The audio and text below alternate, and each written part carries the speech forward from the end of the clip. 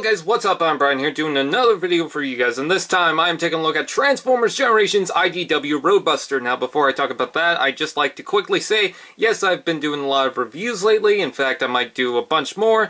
It's because for my Canadian reviewer show that I usually do reviews on, it's kind of at a halt right now.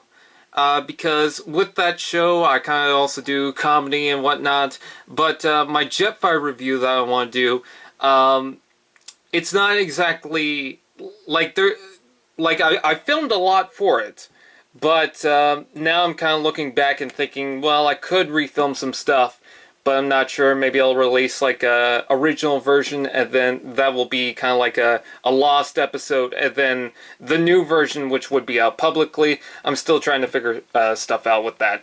But anyways, we're taking a look at Transformers Generations Roadbuster. Now, I really do like this toy. I do have a couple issues with the paint, but I think the toy overall is very good. I think the mold really does work out pretty well. The only thing I gotta complain about is the fist right underneath there. As far as the actual mold is concerned, that's something that I gotta complain about. Also, this giant gun doesn't really go anywhere in this mode. Now, every weapon, or at least most of the weapons, have another hole to them or another attachment, so I can plug this gun onto something else. But to have all the weapons separate, you can't really plug this on any of the holes, because this little bit gets in the way. You can't put it here because that would get in the way, and you can't put it in here. Well, you can, but you have to lift it up because it will just get caught with the wheel. But I'm going to take everything off. This is pretty much the configuration of how I have the weapons. So in case you guys are wondering about that, we will take a look at the weapons later on. In the instructions, it does say that you can combine all the weapons and put it in the alt mode. But taking a look at just the clean truck, it looks very good, and I'm really happy with this. The orange and the brown and the green just really work for this toy if it was painted right. Because a lot of these pieces have like two different types of paint applications, and then a third for the legs. Because most of this is actually like dark green, which I don't get why it's dark green. It doesn't really show up as dark green. Like, the brown and the orange are seen on the front, and then this is also the front of the legs. So the only green you actually get is inside the peg holes, and that's it. So I don't really get that. It could have been just molded brown plastic and then painted over with orange, or the other way around. But what I don't like about this is the paint applications is terrible on this toy. I don't know if you could see that, but on this side, it's painted just fine. Except for this little mark. That little blemish, it does piss me off, but it could look like a bullet just ricocheted off of it or something.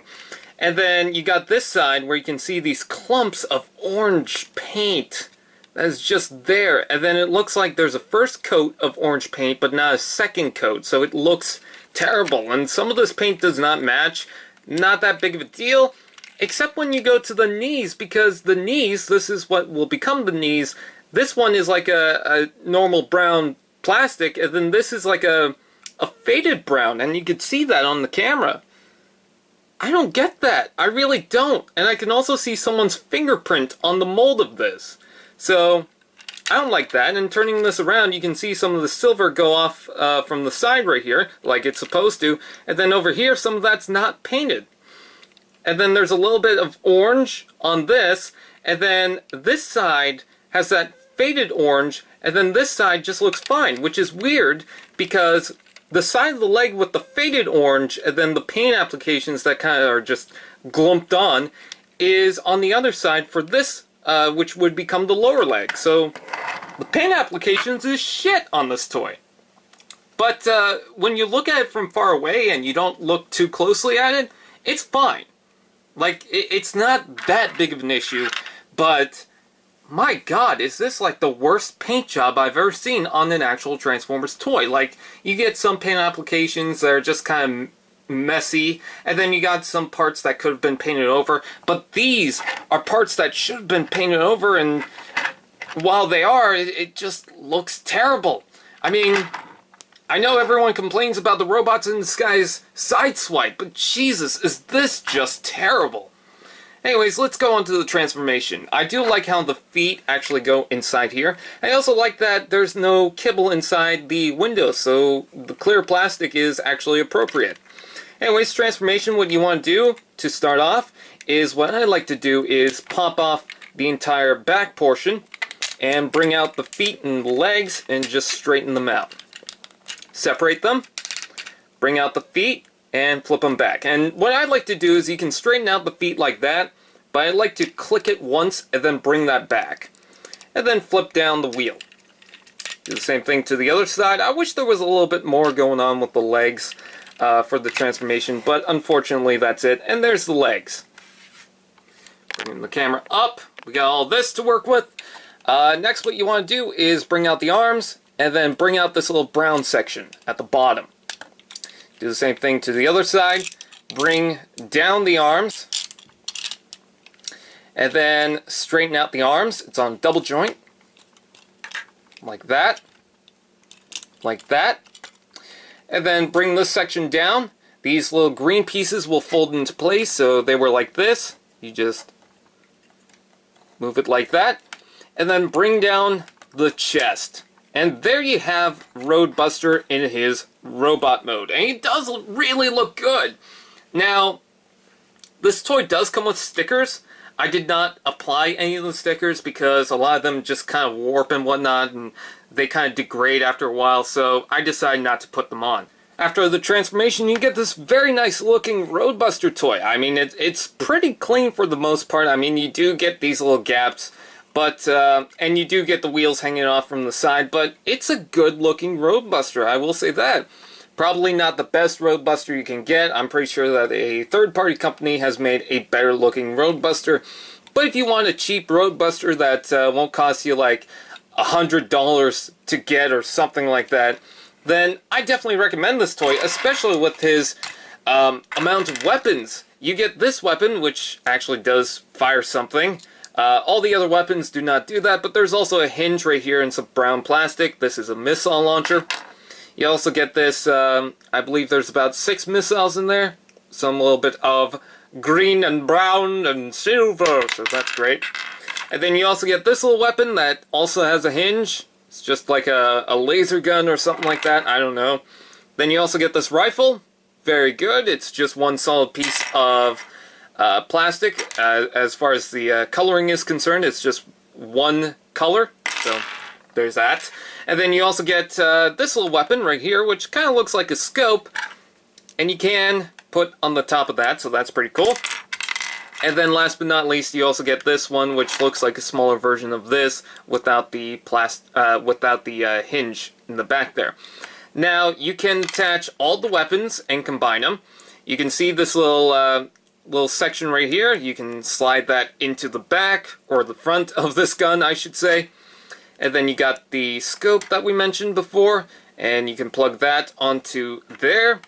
And then you can take the missile launcher and plug it in like so. So you have this giant rifle. Now what you can also do is attach the big gun on the top, but I think that's a little much.